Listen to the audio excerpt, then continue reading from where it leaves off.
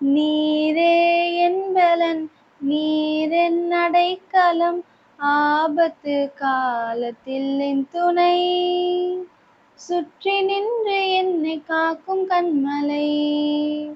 நீரே என் பலன், நீரென் அடைக்கலம், ஆபத்து காலத்தில் என் துணை. சுற்றி நின்று என்னை காக்கும் கண்மலை. யாக்கோபின் தேவனே என் அடைக்கலம், யெகோவா தேவனே என் பலம். யாக்கோபின் தேவனே என் அடைக்கலம், யெகோவா தேவனே என் பலம். கலக்கமில்லை பயங்கள் இல்லை வாழ்விலே, நான் இருப்பதோ கர்த்தரின் கரத்திலே. கலக்கமில்லை பயங்கள் இல்லை வாழ்விலே, நான் இருப்பதோ கர்த்தரின் கரத்திலே. நீரே என் பலன், நீரென் அடைக்கலம், ஆபத்து காலத்தில் என் துணை. சுற்றி நின்று என்னை காக்கும் கண்மலை. அமர்ந்திருந்த தேவனை நான் அறிகிறேன், அவர் கரத்தின் வலிமை நித்தம் பார்க்கிறேன். அமர்ந்திருந்த தேவனை நான் அறிகிறேன், அவர் கரத்தின் மகிமை நித்தம் பார்க்கிறேன். கோழி தன் செட்டைகளை மூடியே, கண்மணி போல் என்னை பாதுகாக்கிறேன். கோரி பறவை செட்டைகளை மூடியே, கண்மணி போல் என்னை பாதுகாக்கிறேன். நீரே என் பலன், நீரென் அடைக்கலம், ஆபத்து காலத்தில் என் துணை. சுற்றி நின்று என்னை காக்கும் கண்மலை. காலைதோறும் புதிய கிருபை தருகிறீர், காலமெல்லாம் கருத்தாய் என்னை காண்கிறீர். காலைதோறும் புதிய கிருபை தருகிறீர், காலமெல்லாம் கருத்தாய் என்னை காக்கிறீர். வலப்புறம் இடப்புறம் நான் விலகினார், வார்த்தையாலே என்னை திருத்தி நடத்துவீர். வலப்புறம் இடப்புறம் நான் விலகினார், வார்த்தையாலே என்னை திருத்தி நடத்துவீர். நீரே என் பலன், நீரென் அடைக்கலம், ஆபத்து காலத்தில் என் துணை. சுற்றி நின்று என்னை காக்கும் கண்மலை. நீரே என் பலன், நீரென் அடைக்கலம், ஆபத்து காலத்தில் என் துணை. சுற்றி நின்று என்னை காக்கும் கண்மலை. ஆமென்.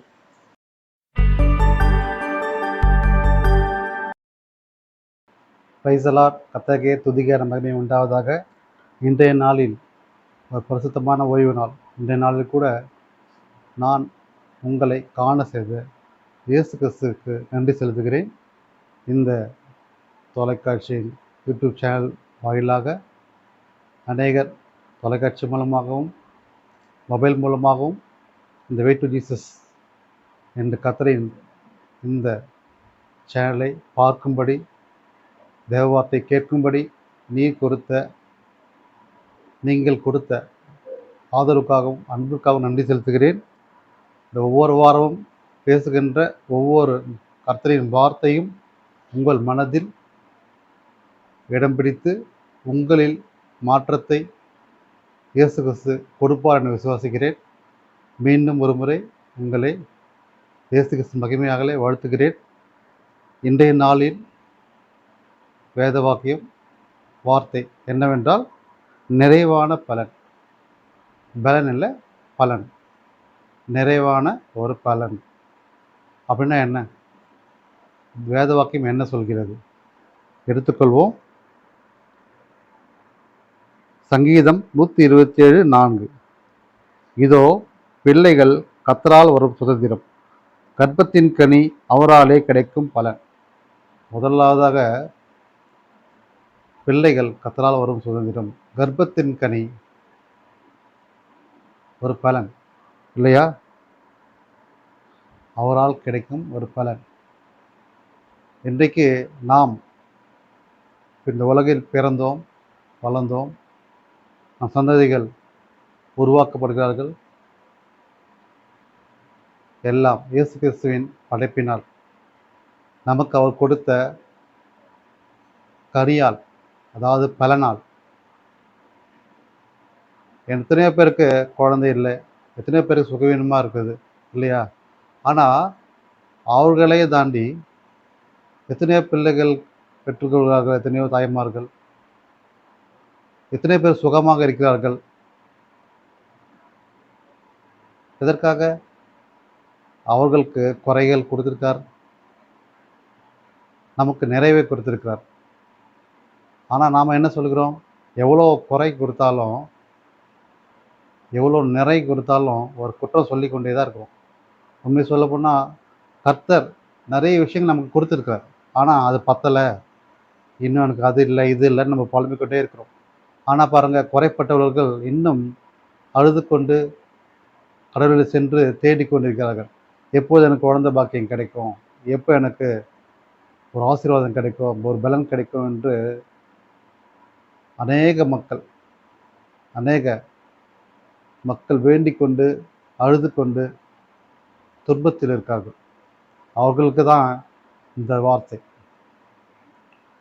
ஆண்டவர் படைத்த உயிர்களில் நிறைவு உண்டு, குறைகளும் உண்டு. அந்த குறைவை எப்படி நிறைவாய் மாற்றலாம்? அதை வசனம் என்ன சொல்கிறது? குறைவை எப்படி நிறைவாக மாற்றலாம், எப்படி மாற்ற முடியும்? கிறிஸ்தவ மக்களுக்கு அநேக காரியங்கள் வேதவாக்கியங்களோடு தெரிந்திருக்கும். கிறிஸ்தவ அல்லாத மக்களுக்கு இதை தெரிந்து கொள்வதற்கு வழி இல்லை. எத்தனையோ வேதங்கள், சாஸ்திரிகள், எத்தனையோ கடவுள்கள் அவர்கள் சென்றிருக்கலாம். ஆனால் இயேசு கிறிஸ்துவின் வாக்கியம் என்பது ஜீவனுள்ள வார்த்தை. இது வெறும் வார்த்தை அல்ல, வாழ்க்கையை நமக்கு கொடுக்கின்ற வார்த்தை. எப்படி வாழ்க்கையை கொடுக்கும்? இந்த வசனங்கள் என்பது ஒவ்வொன்றும் ஒரு ரட்சிப்பின் வசனமாக, நம் வாழ்க்கையின் மாற்றத்தை கொடுக்கும் வசனமாக, விடுதலை கொடுக்கும் வசனமாக தான் இருக்கும். இது ஒரு சாதாரண வாக்கியம் நினைக்க வேண்டாம். இதை படிக்கின்ற ஒவ்வொருவரும் ஒரு ரட்சிப்புக்குள் வருகின்ற ஒரு வார்த்தை. இதுவரை செய்த பாவங்களுக்கு விடுதலை கிடைக்க வேண்டும் என்றால் இந்த வார்த்தைகளை படிக்க வேண்டும்.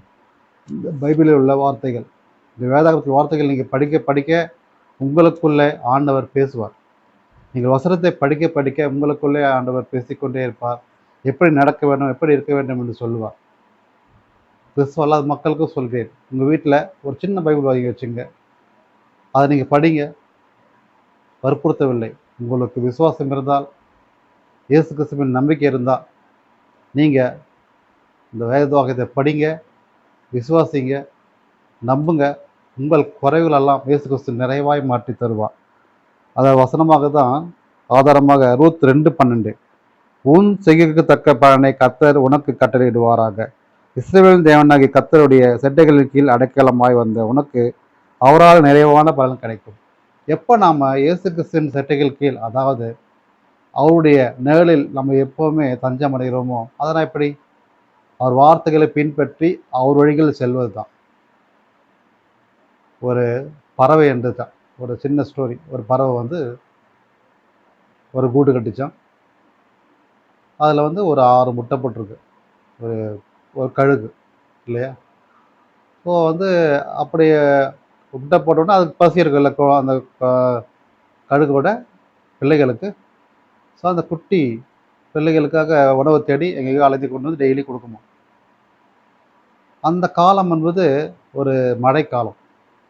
அந்த மழை காலத்தில் என்னாச்சுன்னா நல்லா காற்றடிக்கும், மரம் செடி கொடி எல்லாம் ஆடும், உடஞ்சி கூட போகும் இல்லையா? அப்படிப்பட்ட ஒரு மரத்தில் தான் இந்த கழுகு கூடு கட்டியிருந்தது.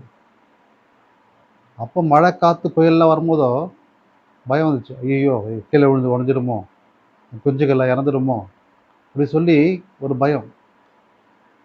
அந்த புயல் மழை தாக்கத்திலிருந்து தன்னுடைய பிள்ளைகளை காப்பாற்ற கழுகு என்ன செய்யுதுன்னா, அவர் ரெக்கைகளை விரித்து அப்படியே மூடிச்சான்.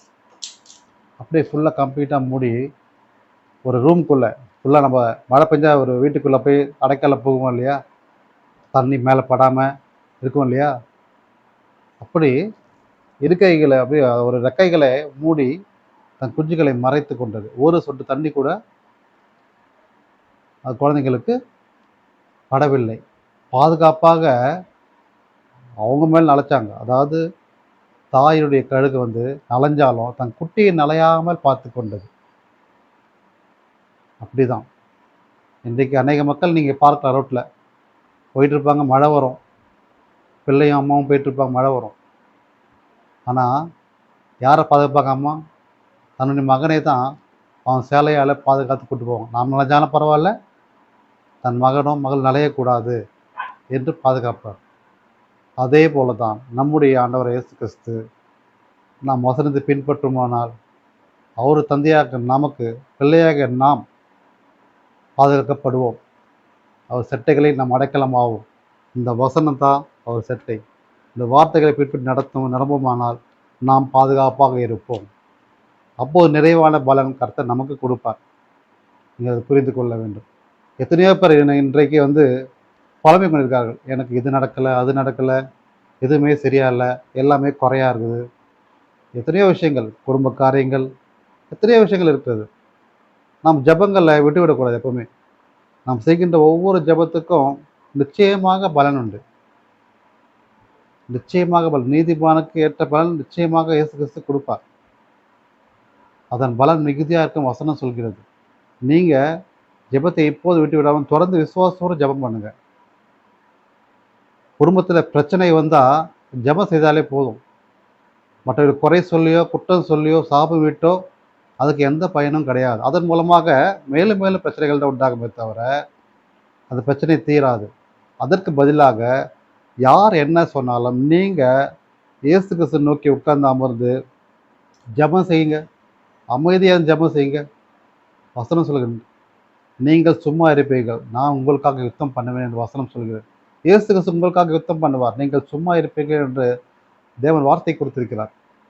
நீங்கள் உங்கள் வாழ்க்கையில் எத்தனை பிரச்சனை இருந்தாலும் சரி, எல்லாவற்றையும் இயேசு கிறிஸ்து நோக்கி ஒப்படைத்து விட்டு நீங்கள் சும்மா இருங்க. அவர் எல்லாவற்றையும் பார்த்து கொள்வார். உங்கள் வாழ்க்கை மாறும். நீங்கள் எதிர்பார்க்காத வாழ்க்கையை கர்த்தர் உங்களுக்கு கொடுப்பார். இன்றைக்கு அநேக பிள்ளைகள், அநேகர் எத்தனையோ கஷ்டங்கள் வாழ்ந்து வருகிறார்கள். அவர்களுக்கு இந்த வார்த்தை ஒரு ஆறுதலாக இருக்கும். நீங்கள் இயேசு கிறிஸ்து நோக்கி வாங்க. கிறிஸ்துவ மக்களுக்கும் கிறிஸ்துவ அல்லாத மக்களுக்கும் சொல்கிறேன், நீங்கள் அவரை நோக்கி வாங்க. உங்கள் குறைவுகள் எல்லாம் இயேசு கிறிஸ்து மகிமையாய் நிறைவேற்றுவான், நிறைவேற்றுவான். ரெண்டுமே சொல்லலாம். நிறைவாக்குவார், நிறைவேற்றுவார். வசனமும் சொல்கிறது. நீங்கள் ஒரு செகண்ட் கூட தாமதம் செய்யாமல் என்ன செய்வது யோசித்து கொண்டிருக்கலாமல், மனக்குழப்பத்தில் இல்லாமல் நீங்கள் அமைதியாக இருந்து ஜெபித்தாலே போதும். உங்கள் ஜெபத்திற்கு ஏற்ற பலன் நிச்சயமாக உண்டு என்று வேத வாக்கியம் சொல்கிறது. மேலும் ஒரு வசனம் சொல்கிறேன். 1 கொரிந்தியர் 13:10. நிறைவானது வரும்போது குறைவானது ஒழிந்து போகும். நிறைவானதுன்னா என்ன? கர்த்தர் நமக்கு கொடுத்த வாழ்க்கை, நமக்கு ஒரு வார்த்தை வழி நாம் நடந்து கொள்வோமானால் அந்த வார்த்தையை நாம் நடக்கும் போதோ நமக்கு எல்லாம் குறைவெல்லாம் நிறைவாய் மாறும். அந்த குறையெல்லாம் காணாமல் போகும், ஒழிந்து போகும் என்று வாக்கியம் சொல்கிறது. நீங்கள் எந்தவித குறையாக இருந்தாலும் அதை அப்படியே தூக்கி இயேசு கிறிஸ்து நோக்கி வச்சுருங்க. கர்த்தர் மேல் பாரத்தை வைத்து விடு, அவர் உன்னை ஆதரிப்பார். இந்த வசனத்தை நீங்கள் கெட்டியாக பிடிச்சிங்க. அவர் மேல் பாரத்தை வச்சுருங்க. உங்களுக்கு எத்தனை இழப்பு இருந்தாலும், எத்தனை துன்பம் இருந்தாலும், எத்தனை கண்ணீர் இருந்தாலும், எத்தனை சோதனைகள் இருந்தாலும், எத்தனை கடன்பாடுகள் இருந்தாலும், எத்தனை நோய்கள் இருந்தாலும், எத்தனை பாவங்கள் இருந்தாலும் எல்லாவற்றையும் இயேசு கிறிஸ்துவை உட்படுத்தி விட்டு அவரை நோக்கி பின்பற்றி நீங்கள் போங்க. இயேசு கிறிஸ்து உங்களுக்கு அடைக்கலமாக இருப்பார். உங்களை சுற்றி வேலி எடுத்து பாதுகாப்பார். இது நிச்சயம் என் வாழ்க்கையில் நடந்தது, உங்கள் வாழ்க்கையில் நிச்சயம் நடக்கும். நீங்கள் விசுவாசித்தால் தேவனுடைய மகிமையை நீங்கள் காணலாம். ஒரு நிறைவான பலனை கர்த்தர் உங்களுக்கு நிச்சயமாக கொடுப்பார். நீங்கள் எக்ஸாம் எழுதிட்டு இருக்கலாம், என்னென்ன ரிசல்ட் வருமோ, எவ்வளோ மார்க் வரும்னு யோசித்து கொண்டிருக்கலாம். உங்களுக்கு தெரியும், நீங்கள் விசுவாசத்தோட ஜெபம் செய்துவிட்டு நீங்கள் எழுதுகின்ற ஒவ்வொரு எக்ஸாமுக்கும் நிச்சயமான பலன் உண்டு. நல்ல மார்க் எடுத்து பாஸ் ஆகலாம். நீங்கள் அதை நினச்சி கவலையும் பட தேவையில்லை. நான் ஜெபம் செய்து எக்ஸாம் எழுதியிருக்கோம். நிச்சயமாக இயேசு கிறிஸ்து நமக்கு வெற்றியை கொடுப்பார், ஒரு நிறைவான வெற்றியை கொடுப்பார் என்பதை நீங்கள் புரிந்து கொள்ள வேண்டும். அதை விட்டுவிட்டு நீங்கள் யோசித்து கொண்டிருக்காமல், வாரத்தில் இருக்காமல், நீங்கள் சந்தோஷத்தோடு சமாதானத்தோடு அனுதினமும் தேவனை பின்பற்றி ஜெபித்து விட்டு வாருங்கள். உங்களுக்கு ஏற்ற முடிவு கர்த்தர் கொடுப்பார். நினைத்து பார்க்க முடியாத காரியங்களை இயேசு கிறிஸ்து செய்வார். நீங்கள் செய்கின்ற ஒவ்வொரு வார்த்தைகளும், பேசுகின்ற ஒவ்வொரு வார்த்தைகளும் அது இயேசு கிறிஸ்துவின் மகிமையால் நீங்கள் பேச வேண்டும். அவர் வார்த்தைகள் பின்பற்றி அதன்படி நடக்க வேண்டும். கொஞ்சம் கஷ்டமான விஷயம்தான். எப்படி உண்மையாக இருக்கிறது, உண்மையாக இருக்க தான் அதோட மகத்துவமே நீங்கள் அறிந்து கொள்ளலாம். பைபிள் படித்துவிட்டு தவறான வார்த்தைகள் பேசுவதாலோ, தவறான வார்த்தைகள் செய்வதாலோ இந்த வார்த்தைகள் நிறைவான பலனை தராது. நீங்கள் பைபிளை படித்துட்டு இந்த வார்த்தைகளை பிடித்து கொண்டு அதன்படி நடக்குவோமானால் உங்கள் கர்த்தர் கொடுக்கின்ற பலன் மிகுதியாக இருக்கும், நிறைவாக இருக்கும். உங்கள் வாழ்க்கையில் நீங்கள் எப்படிப்பட்ட சோதனைகள் இருந்தாலும் சரி, இந்த வார்த்தைகள் உங்களுக்கு ஆறுதலாக இருக்கும். இன்னும் சில வசனங்களை வாசிக்கிறேன். 1 சாமுவேல் 26:23. கர்த்தர் அவனவனுக்கு அவனவன் நீதிக்கு உண்மையாக்கும் தக்கதாக பலன் அளிப்பாராக.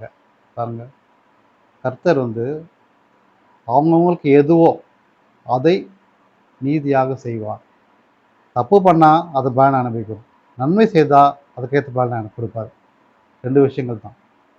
நீங்கள் உண்மையான வாழ்க்கையை வாழ்ந்தால் உங்களுக்கு நிறைவான பலன் கிடைக்கும். நீங்கள் அநீதியான வாழ்க்கை, பாவப்பட்ட வாழ்க்கை வாழ்ந்தால் அதுக்கேற்ற பலனை நீங்கள் அனுபவிக்க வேண்டும். அதுவும் நீங்கள் தெரிஞ்சுக்கணும். உங்கள் வாழ்க்கையில் நீங்கள் யார் பேச்சும் கேட்காம, கீழ்ப்படியாமல், நான் எப்படி இருப்பேனோ அப்படி தான் இருப்பேன், நான் சொல்கிறது தான் செய்வேன், எனக்கு யார் பற்றி சொல்லக்கூடாது, எனக்கு எல்லாம் தெரியும், அப்படி பேசி கொண்டிருப்பவர்களுக்காக சொல்கிறேன். நீங்கள் எவ்வளோனா பேசுங்க. நீங்கள் பேசுகிற ஒவ்வொரு வார்த்தைக்கும் அதற்கான பலனை கர்த்தர் கொடுப்பார். அது யாராக இருந்தாலும் சரி. நீங்கள் செய்கின்ற ஒவ்வொரு எதிர்ப்பான வார்த்தைகள், கர்த்தருக்கு அருவருக்கத்தக்க செயல்கள், கர்த்தருக்கு பிடிக்காத வார்த்தைகள், சாபங்கள், பாவங்கள் எல்லாம் நீங்கள் செய்வீர்களானால் அதற்கேற்ற பலனை கர்த்தர் உங்களுக்கு தருவார். அந்த பலன் பாதாளத்தை சென்றடையும். நீங்கள் எப்போ எல்லாத்தையும் விட்டுட்டு ஒரு உண்மையுள்ள நீதியுள்ள வாழ்க்கை வாழ்கிறீர்களோ, ஒரு நீதிமான்களாக வாழ்கிறீர்களோ, அப்போது இயேசு கிறிஸ்து உங்களுக்கு ஒரு ஆசீர்வாதத்தின் பலனை, நித்திய ஜீவனை உங்களுக்கு கொடுப்பார். வசனம் சொல்கிறது, நீதிமொழிகள் 22:4, தாழ்மைக்கும் கர்த்தருக்கு பயப்படுவதற்கும் வரும் பலன் ஐஸ்வர்யம், மகிமை, ஜீவன். நம்ம தாழ்மையாக இருந்து கர்த்தரை சேவித்து அவர் வழியில் நடந்தால் உங்களுக்கு ஐஸ்வர்யம். அப்புறம் என்ன ஐஸ்வர்யம்? என்ன ஐஸ்வர்யம்னா உங்களுக்கு எல்லா வித ஆசீர்வாதங்களும் உங்களுக்கு கொடுக்கப்படும். அதுக்கு அடுத்து என்ன? மகிமை. உங்களுக்கு ஒரு அற்புதமான வாழ்க்கையை கர்த்தர் கொடுப்பார். அதுக்கடுத்து என்ன? ஜீவன். உங்கள் வாழ்க்கை பாதுகாக்கப்படும். சுகம், பலன், ஜீவனை கர்த்தர் கொடுப்பார். பாருங்க, நீங்கள் அவருக்கு நீதி உள்ளவராய் நடக்கும் போதோ உங்களுக்கு ஐஸ்வர்யம், அந்த மகிமை, ஜீவனை கர்த்தர் கொடுப்பார் என்பது அதிக நிச்சயம். நீங்கள் எப்பவுமே இதை பின்பற்றுங்க. இந்த 3 வார்த்தை உங்கள் வாழ்க்கையில் எப்பவும் நிறைவாக இருக்கும். பாருங்கள், நீங்கள் இயேசு கிறிஸ்து நோக்கி நீங்கள் வந்தால் உங்கள் பலவீனங்கள்லாம் பலனாக மாறும், உங்கள் சுகவீனங்கள்லாம் சுகமாக மாறும், உங்கள் கடன் பானங்கள்லாம் எடுத்து போட்டு நீங்கள் கடன் கொடுப்பவர்களாக மாறுவீர்கள். அப்படின்னா என்ன? உங்களை ஐஸ்வர்யத்தில் மிகுதியாக வைத்திருப்பார். நீங்கள் அநேகருக்கு கடன் கொடுப்பவராக மாறுவீர்கள். நீங்களோ கடன் வாங்காதிருப்பீர்கள் வசனம் சொல்கிறது. அப்போ நீங்கள் அநேகர் கடன் கொடுப்பவர்பால் உன்னை மாற்றுவார், அதாவது உயர்த்துவார் என்ற அர்த்தம். எப்படி நம்ம இவ்வளோ கடன் வச்சிருக்கிறோமோ எப்படி என்ன மாற்றுவார் ஆண்டவர்னா, அப்படி அவிசுவாசம் வேண்டாம். விசுவாசிங்க, இயேசு கிறிஸ்துவால் எல்லாம் முடியும், தேவனால் எல்லாம் கூடும் என்ற வசனத்தின்படி இயேசு கிறிஸ்துவை நோக்கி நீங்கள் செய்கின்ற ஒவ்வொரு ஜெபமும் விசுவாசமும், நீங்கள் செய்கின்ற ஒவ்வொரு ஜெபமும் வார்த்தைகள் நீங்கள் பேசும்போதோ மற்றவர்கள் எடுத்து சொல்லும் போதோ உங்களுக்கு ஆண்டவர் நிச்சயமாக உங்கள் வாழ்க்கையில் ஒரு நிறைவான பலனை கொடுப்பார். அது ஐஸ்வர்ய மிகுதியாக இருந்து உங்கள் வாழ்க்கை தரம் உயர்த்தப்படும். நீங்கள் நினைத்து பார்க்க முடியாத அளவுக்கு உங்கள் வாழ்க்கை மாற்றத்தை இயேசு கிறிஸ்து கொடுப்பார். இது வரைக்கும் நீங்கள் எத்தனையோ தவறுகள் செய்திருக்கலாம், எத்தனையோ பாவங்கள் பண்ணியிருக்கலாம், எத்தனையோ பேர் தவறாக பேசியிருக்கலாம். எத்தனை தப்புகள், எத்தனை தவறுகள், எத்தனை பாவங்கள் செய்தாலும் இயேசு கிறிஸ்து மன்னிக்கிற தேவனாக இருக்கிறார். எப்போது நீங்கள் அவருடைய பாதப்படியில் வந்து விழ வேண்டும், அவரை மண்டியிட்டு அவரை ஜெபிக்க வேண்டும்.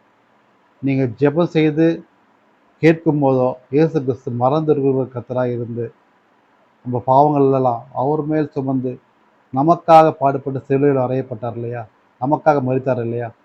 நீங்கள் அவரோடு வரும்போதோ அவருடைய மரணம், அவருடைய ரத்தம் உங்களை பரிசுத்தமாக்கும். நமக்காக தான் மரித்தார்.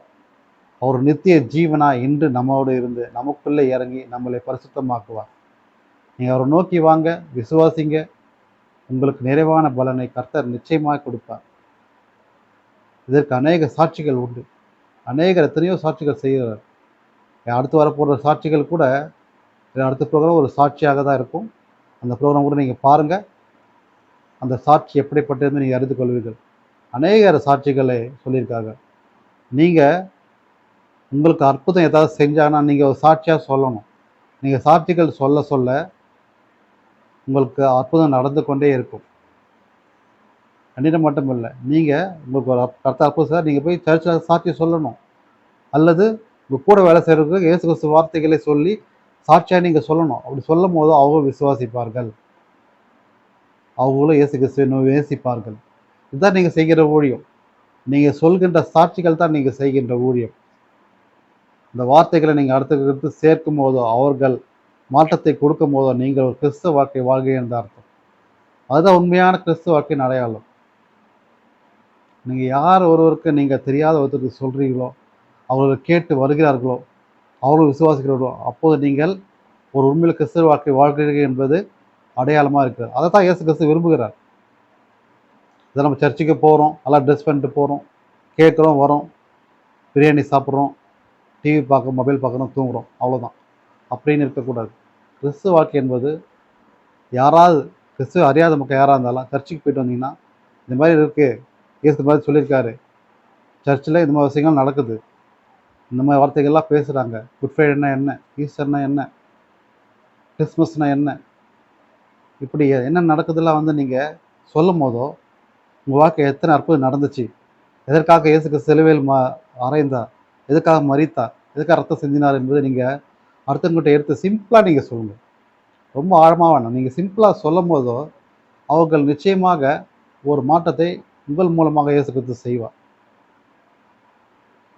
நீங்கள் அது ஃபுல்லாகவே ஒரு ஆராய்ச்சி பண்ணி சொல்லணும் அவசியம் இல்லை. நீங்கள் சிம்பிளாக நீங்கள் சொல்லும் போதோ நார்மலாக பேசும்போது நீங்கள் எப்படி சாப்பிட்றீங்களா, எப்படி இருக்கீங்க கேட்கும்போது அதே மாதிரி தான் இயேசு கிறிஸ்து ஒரு அற்புதமானவர். இந்த வசனம் வந்து என்னை பாதுகாத்தது, எனக்கு ரட்சிப்பை கொடுத்தது, இன்று வேலையை கொடுத்தது என்று நீங்கள் சொல்லும் போதோ நிச்சயமாக அவருக்கு ஒரு மாற்றத்தை இயேசு கிறிஸ்து செய்வார். அவன் எப்படியோ கஷ்டத்தில் இருப்பான், நீங்கள் அவங்ககிட்ட போய் ஆறுதலாக ஒரு சின்ன ஜெபம் செய்யுங்க, நாங்கள் ஜெபிக்கிறேன்னு சொல்லி நீங்களே போய் ஜெபம் பண்ணுங்கள். அதுதான் ஊழியம். அவர் கேட்கணும்னு அவசியம் இல்லை, நீங்கள் போய் ஜெபிங்க. சப்போஸ் நீங்கள் செய்கின்ற ஜெபம் ஒரு மாற்றத்தை கொடுத்தால் அவர்கள் தேவனை நோக்கி வருவார்கள். நாம் எதுக்கு போகணும், நம்மளை தேடி வந்தால் நம்ம பார்த்துக்கலாம் அப்படின்னு நினைக்காதீங்க. நீங்கள் செய்கின்ற எங்கே இருந்தாலும் ஜெபிக்கலாம். யாராவது ஃபோனில் கேட்டால் கூட ஜெபம் செய்யுங்க. சமீபத்தில் எனக்கு ஒரு மெசேஜ் வந்துச்சு. ஒரு ஹிந்து சகோதரி எனக்கு ஒரு மெசேஜ் பண்ணாங்க. இந்த மாதிரி உடம்பு சரியில்லை, இதில் அவங்க பேர் மாரியம்மா, உடம்பு சரியில்லை, எங்கள் ப்ரேயர் பண்ணுங்கன்னு சொல்லிட்டு மெசேஜ் பண்ணுறாங்க எனக்கு. அவங்க ஹிந்து சகோதரி, அவங்க அம்மா பேர் தான் மாரியம்மா, உடம்பு சரியில்லை, யூரினரி இன்ஃபெக்ஷன், ப்ரேயர் பண்ணுங்கன்னு. பாருங்கள், அந்த வார்த்தையை சொன்னதே ஒரு பெரிய ஆசீர்வாதம் தான். ஒரு ஹிந்து சகோதரி இயேசு கிறிஸ்துவனுடைய ஜெபத்தை கேட்கிறார், எனக்காக ஜெபம் செய்யுங்க, விசுவாசிக்கிறார். சொல்ல ரொம்ப சந்தோஷப்பட்டேன். அந்த நிமிஷமே வந்து நான் ஜெபத்தை செஞ்சேன், அவங்களுக்காக ஜெபம் செய்தேன். பாருங்கள், அவர் கேட்குறாரு இல்லையா, அதுதான் என்னுடைய சேனலை எப்போவுமே பார்ப்பாங்க போல இருக்கு. அப்போது அவர் விசுவாசித்தாங்க, நிச்சயமாக இயேசு அப்போது செய்வார்ன்ட்டு. அந்த விசுவாசம் தான் ஒரு மெசேஜ். நான் கிளிப்பிங்கில் போடுறேன், நீங்கள் அதை பாருங்கள். அந்த மெசேஜ் ஒரு ஆசீர்வாதமாக இருந்துச்சு. எப்போது அவர் விசுவாசத்தோடு வந்தார்களோ அப்போது அவர் சுகமானார்கள் என்பதை நான் விசுவாசிக்கிறேன். நீங்களும் உங்கள் வாழ்க்கையில் இப்படி அநேகருக்கு ஒரு சாட்சியுள்ள குடும்பமாக, சாட்சியுள்ள மகனாக மகளாக வாழ வேண்டும், ஒரு குடும்பமாக வாழ வேண்டும். அதான் இயேசு கிறிஸ்து உங்களுக்கு நிறைவான பலனை கொடுத்து கொண்டே இருப்பார். அது ஸ்டாப் ஆகாது, நான் ஸ்டாப்பாக போயிட்டே தான் இருக்கும். உங்கள் வாழ்க்கை எல்லை வரை முடிவு உங்களுக்கு நித்திய ஜீவனை கர்த்தர் கொடுப்பார். அதுவும் நிறைவான பலன்தான். நீங்கள் அநேகர் மரித்து போகிறார்கள், பாதியிலே இறந்து விடுகிறார்கள். எத்தனையோ கடன்கள் பாரங்களை விட்டு விட்டு, எத்தனையோ ஆமால்கப்பட்டு, எத்தனையோ பேர்கள் எத்தனையோ வகையில் போகிறார்கள். ஆனால் நம்முடைய மரணம் என்பது ஒரு நித்திய வாழ்க்கையாக தான் இருக்கும். நித்திய ஜீவன் வரலோகத்தில் தான் நம்ம சென்றடைய வேண்டும். அது எப்படி ஒரு நித்திய ஜீவனை அடைவது? அதுக்கு தான் அந்த வேதாகமம் நீங்கள் படிக்கணும், அதுபடி நடக்கணும். அப்படி செய்வோம். இயேசு கிறிஸ்துவின் வருகையில் நாம் பரலோகத்தில் எடுத்துக்கொள்ளப்படுவோம். அந்த பரலோகத்தில் நமக்கு எப்போவுமே மரணம் இல்லை, எப்பவுமே நித்திய வாழ்க்கை தான். அங்கு எப்பவுமே சந்தோஷம், சமாதானம், ஆசீர்வாதம் தான். அது உங்களுக்கு வேண்டுமா? இல்லை, நான் பாவத்தில் போவேன், பாவத்தில் தான் இருப்பேன், நான் பரலோகத்தில் இல்லை, நீங்கள் பாதாளத்தில் போய் விழுவீங்க, அங்கே எப்பவுமே நெருப்பும் அனலும் அக்னியும் தான் சுட்டெரிக்கும், உங்களை வாட்டும். ஆனால் நீங்கள் சாக மாட்டீங்க. அந்த நெருப்பு போனால் என்ன நடக்கும் உங்களுக்கு தெரியும். கையில் லைட்டாக பட்டாலே எவ்வளோ வேகுது, எவ்வளோ கஷ்டப்படுது. உடம்பு ஃபுல்லாக எரிஞ்சால் எப்படி இருக்கும்? அப்படிப்பட்ட பாடுகளை அனுபவிப்பீர்கள். அதற்காக இப்போதே மனம் திரும்புங்கள், தேவ ராஜ்யத்தை அறிந்து கொள்ளுங்கள், தேவனை நோக்கி வாங்க. அடிக்கடி வசனம் சொல்வேன், என் வாழ்க்கையில் ஏற்ற வசனம் தான் அது. இன்று அது உங்கள் வாழ்க்கையிலும் பயன்படுத்துங்க. முதலாவது தேவனுடைய ராஜ்யத்தை, நீதியையும் தேடுங்க. அப்போது எல்லாவற்றையும் உங்களுக்கு கூட கொடுக்கப்படும் என்பது இந்த வார்த்தை. இந்த வார்த்தையை பின்பற்றுங்க. முதலாவது தேவனுடைய ராஜ்யத்தை, ஒரு நீதியை நீங்கள் தேடுவீர்களானால் உங்களுக்கு கர்த்தர் நிச்சயமாக பலனை தருவார், எல்லாமே கூட கொடுப்பார். என் வாழ்க்கை, இந்த வார்த்தை என்னை மாற்றியது. உங்கள் வாழ்க்கையிலும் இந்த வார்த்தையை மாற்றுமானால் நான் விசுவாசிக்கிறேன், மாற்றம் என விசுவாசிக்கிறேன். நீங்கள் ஒரு ஐஸ்வர்யமுள்ள மகனாக மகளாக, ஒரு ஆசீர்வாதமுள்ள மகனாக மகளாக, ஒரு ஆரோக்கியமுள்ள மகனாக மகளாக இருப்பீர்கள் என விசுவாசிக்கிறேன். அதற்கு நீங்கள் தேட வேண்டிய ஒரே ஒருவர் இயேசு கிறிஸ்து மட்டுமே. நீங்கள் அவரை நோக்கி வாங்க, உங்களுக்கு நிறைவான பலன் கர்த்தர் கொடுப்பாராக. இயேசு கிறிஸ்துக்கு மகிமை உண்டாவதாக. ஆமென். நாம் ஜெபிப்போம். சோத்திரம் கர்த்தாவே, இதோ இந்த புதிய நாளுக்காக நன்றியோடு துதிக்கிறோம் கர்த்தாவே. நீ செய்த அற்புதங்களுக்காக அடையாளக்காக நன்றியோடு துதிக்கிறோம் சாமி. நீங்கள் முதலில் ஆசை செய்து கொண்டிருக்கிற கிருபைக்காக நன்றி கர்த்தாவே. இதோ ஜெபத்தை நீ கேட்டு கர்த்தாவே, இந்த வார்த்தையை பேசிப்போய் நீ சொன்ன கிருபைக்காக நன்றி கர்த்தாவே. ஸ்தோத்திரம் சாமி. ஆமாம் சாமி, நிறைவான பலன் நாங்கள் பெற்றுக்கொள்ளும்னா முதலாவது உடைய செட்டைகளில் அடக்கலும் புகுந்து கர்த்தாவே, அது போய் நடக்க முடியாது ஜெபிக்கிறோம் கர்த்தாவே. உங்களை நோக்கி வருகிற ஒருவருக்கும் கர்த்தாவே, நாங்கள் கெட்டு போகாதபடி நீங்கள் பாதுகாத்து எடுத்துக் கொண்டிருக்கிற கிருபைக்காக நன்றி கர்த்தாவே. நிறைவான வரும்போது குறைவான எல்லாம் ஒழிந்து போகும் என்று வசனப்படி கர்த்தாவே, நாங்கள் நிறைவான ஒரு வார்த்தையை நாங்கள் பெற்றுக்கொண்டு எங்கள் குறைவெல்லாம் எடுத்து போட்டு கர்த்தாவே ஆசீர்வாதத்தை கொடுப்பீரே என்று விசுவாசிக்கிறேன் கர்த்தாவே. அதன் மூலம் சாமி எங்களுக்கு ரட்சிப்பும் நீதியும் சமாதானத்தையும் ஆசீர்வாதத்தையும் மகிமையும் எங்களுக்கு கொடுப்பேன் விசுவாசிக்கிறேன் கர்த்தாவே. ஒரு நிறைவான பூர்ண சமாதானத்தை கொடுப்பேன் விசுவாசிக்கிறேன் கர்த்தாவே. நாங்கள் நோக்கி கூப்பிடுகின்ற ஒவ்வொரு வார்த்தைகளும், நடக்கின்ற ஒவ்வொரு நடைகளும், ஒவ்வொரு பாதைகளும் வெளிச்சத்தமாக இருந்து கர்த்தாவே, நீர் எங்கள் மத்தியிலே எங்களுக்கு ஒரு புதிய பலனை, புதிய வாழ்க்கையை நீங்கள் கொடுத்து கொண்டிருக்கிற கிருபைக்காக நன்றி கர்த்தாவே. எத்தனையோ பேர்கள் பாவத்தில் அடிமையாக இருளில் வாழ்ந்தவர்கள் கர்த்தா, அவர்கள் நீர் ஒரு பரிசுத்தமான வாழ்க்கையை உங்கள் வார்த்தையின் மூலமாக, இந்த அடையின் மூலமாக சாமி, நீர் இந்த வார்த்தைகளை மற்றவர்கள் கேட்கும் போதோ அவர்கள் வாழ்க்கையிலே ஒரு விடுதலை கொடுக்கின்ற ஒரு வார்த்தையா, நல்வார்த்தையே இருக்கும்படியே ஜெபிக்கிறேன் கர்த்தாவே. இந்த வார்த்தையை கேட்கின்ற யாராவது ஒருவர் கூட கர்த்தாவே ஒரு மாற்றத்தை கொடுத்து கர்த்தாவே அவர் வாழ்க்கையை மாற்றும்படியாக செய்வீராக சாமி. அதுக்காகத்தான் சாமி நாங்கள் செய்கின்ற இந்த ஊழியம் கூட கர்த்தாவே இந்த மகிமையின் ராஜ்யமாக இருக்கும்படியே ஜெபிக்கிறேன் கர்த்தாவே. நாங்கள் இருக்கின்ற ஒவ்வொரு வார்த்தைகள் கர்த்தாவே ஒரு எழுப்புதல் இருக்கும்படியாக ஜெபிக்கிறேன் கர்த்தாவே. இந்த சேனல் கூட கர்த்தாவே ஒரு ரட்சிப்பின் எழுப்புதலாக இருந்து கர்த்தாவே, பாவத்தில் விழுந்துகின்ற ஒவ்வொருக்கும் ரட்சிப்பின் எழுப்புதலை கொடுக்கின்ற ஒரு சேனலாக இருக்கும்படியாக நாங்கள் பேசுகின்ற ஒவ்வொரு வார்த்தைகளும் ஒரு மாற்றத்தை கொடுக்கும்படியே ஜெபிக்கிறேன் கர்த்தாவே. புது வாழ்வையும், புது ஐக்கியத்தையும், புது சமாதானத்தையும், புது ஐஸ்வர்யத்தையும் கொடுக்கும்படியாக ஜெபிக்கிறேன் கர்த்தாவே. இந்த சேனல் அப்படி பயன்படுத்தும்படியாக ஜெபிக்கிறேன் கர்த்தாவே. இதில் பேசுகின்ற ஒவ்வொரு சகோதர சகோதரிகளுக்காக நடிகர் துதிக்கிறேன் கர்த்தாவே.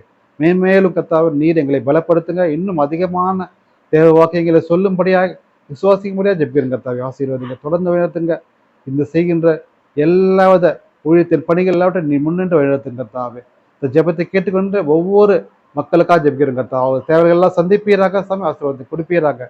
சுகபல ஜீவன் ஆரோக்கியத்தை கொடுங்க, குடும்பத்தை சமாதானம் கொடுங்க, பிள்ளைகளை ஆசீர்வதிங்க, நல்வார்த்தையை நிறைவேற்ற பண்ணுவீராக, ஆசீர்வாதத்தை கொடுப்பீராக. நிறைவான பலனை அனைவரும் பெற்றுக்கொள்ள முதலாவது ராஜ்யத்தின் நீதியை தேடும்படியாக கர்த்தாவே நாங்கள் ஜெபிக்கிறோம் கர்த்தாவே. முன்னோக்கி வருவதற்கு ஒரு நன்மை குறையப்பட அந்த வசனத்தின்படி கர்த்தாவே நாங்கள் நிறைவாய் பெற்றுக்கொள்ளும்படியே ஜெபிக்கிறோம் கர்த்தாவே. ஆசீர்வதிங்க, பலப்படுத்துங்க. மீட்பர் இயேசு கிறிஸ்து மூலமே வேண்டிக்கிறோம் ஜீவனுள்ள பிதாவே, ஆமென். என் ஆத்மாவே கர்த்தரை ஸ்தோத்திரி, என் முழு பரிசுத்த நாமத்தை ஸ்தோத்திரி. என் ஆத்மாவே கர்த்தரை ஸ்தோத்திரி, கர்த்தர் செய்த சகல உபகாரங்களையும் மறவாதே. ஆமென். Praise the Lord. கர்த்தருக்கு துதிகர மகிமை உண்டாவதாக. மீண்டும் சந்திப்போம். அதுவரை உங்களுடைய ஜெபமும் உங்களுடைய ஆசீர்வாதம் எங்கள் குடும்பத்திற்கு தேவை. நீங்கள் ஜெபித்துக் கொள்ளுங்கள். உங்கள் ஜெப தேவையை நாங்கள் சந்திக்கிறோம். நீங்கள் எந்த கவலை இருந்தாலும் எதை பற்றி இருந்தாலும் நீங்கள் எங்களோட கேளுங்க. நாங்கள் உங்களுக்காக ஜெபிப்போம். நாங்கள் குடும்பமாக உங்களை ஜெபித்து உங்கள் ஆசீர்வாதத்தை நிச்சயமாக பெற்றுத்தருவோம். அதற்கு தேவனுடைய மகிமை உங்களுக்கு நிச்சயமாக இறங்கும். இயேசு கிறிஸ்துவுக்கு மகிமை உண்டாவதாக. ஆமென்.